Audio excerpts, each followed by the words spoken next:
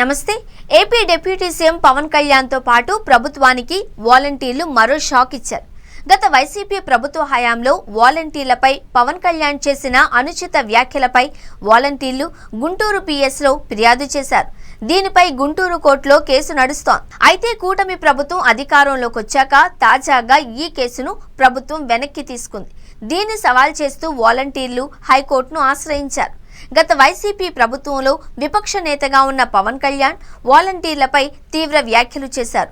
రాష్ట్రంలో 30,000 మంది యువతులు, మహిళల అదృశ్యానికి వాలంటీర్లే కారణము అని సంచలన ఆరోపణలు చేశారు. దీనిపై వాలంటీర్లు గుంటూరు పిఎస్ లో ఫిర్యాదు చేయడంతో కేసు నమోదైంది. ఈ కేసు విచారణ గుంటూరు 4వ అదనపు జిల్లా కోర్టులో జరుగుతోంది.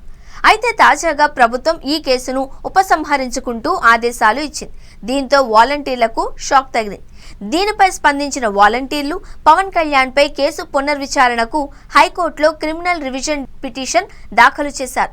అప్పట్లో పవన్ పై ఫిర్యాదు చేసిన 2 మహిళా వాలంటీర్లు ఈ పిటిషన్ దాఖలు చేశారు.